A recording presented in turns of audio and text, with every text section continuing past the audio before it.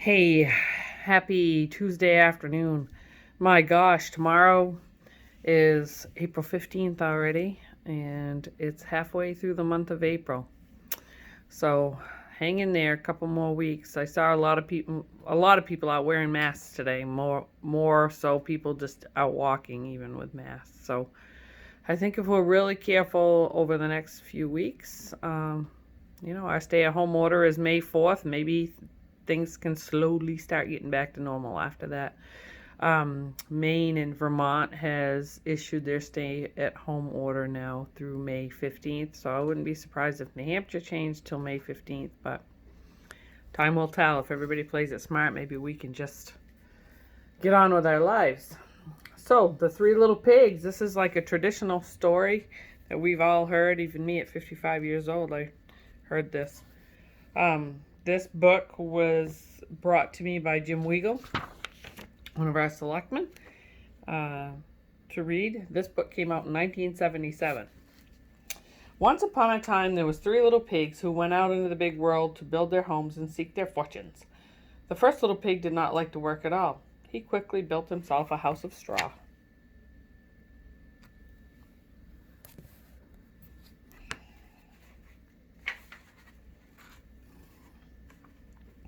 Then off he danced down the road to see how his brothers were getting along.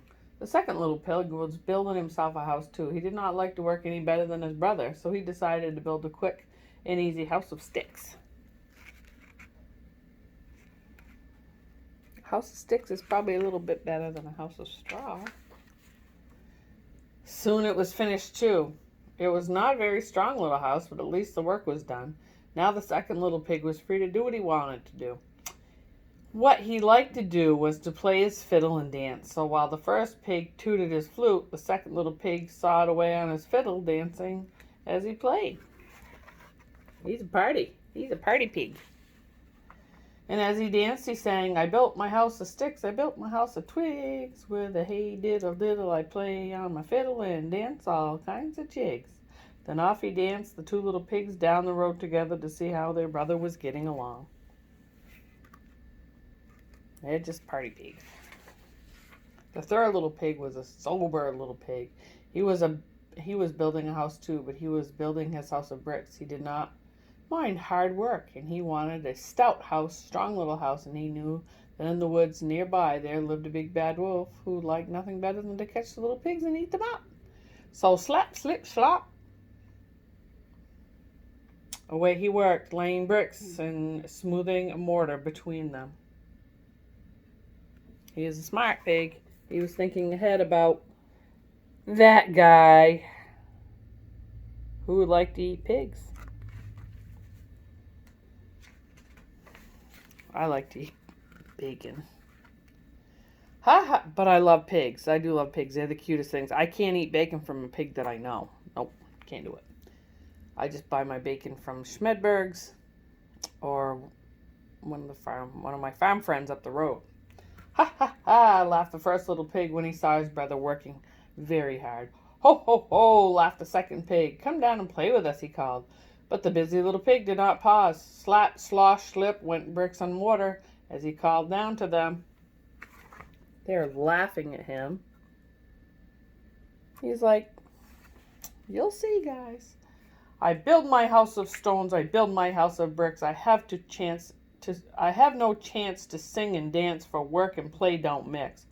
"Ho ho ho, ha ha ha," laughed the two lazy little pigs, dancing along to the tune of the fiddle and the flute. "You can laugh and dance and sing," their busy brother called after them, "but I'll be safe and you'll be sorry when the wolf shows up at your door."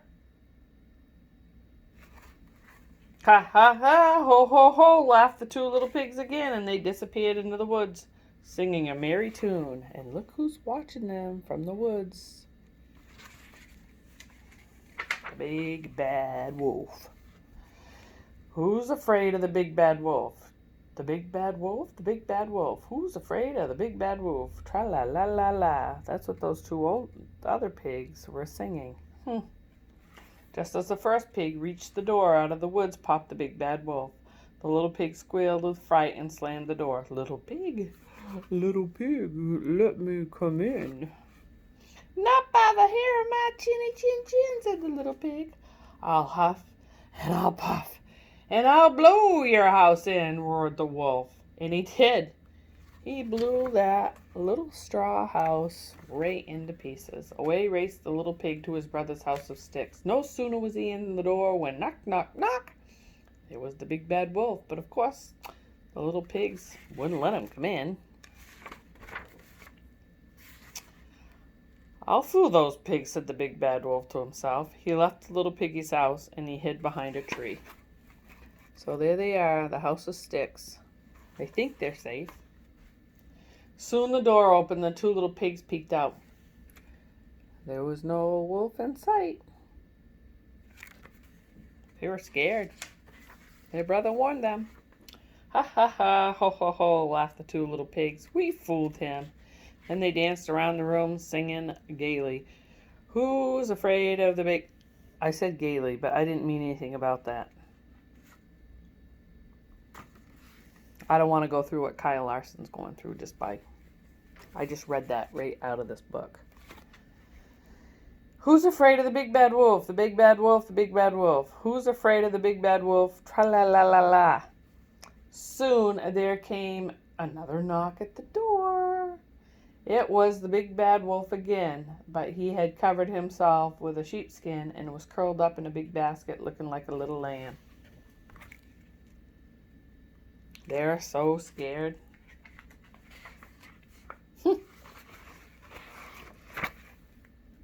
Big bad wolf. Who's there? Called the second little pig. I'm poor little sheep with no place to sleep. Please open the door and let me in, said the big bad wolf in a sweet little voice. The little pig peeked through a crack of the door and he could see the wolf's big black paws and sharp fangs. Not by the hair of my chinny chin chin. You can't fool us with that sheepskin, said the second little pig.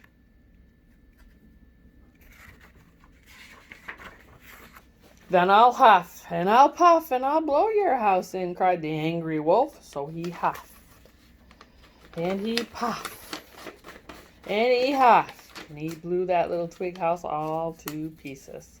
Away raced the two little pigs straight to the third little pig's house of bricks. Don't worry, said the third pig to his two frightened little brothers. You are safe here. Soon they were all singing happily. This made the big bad wolf perfectly furious. Now by the hair of my chinny chin chin, he roared, I'll huff and puff and I'll blow your house in. See, that's when they blew the house of sticks in.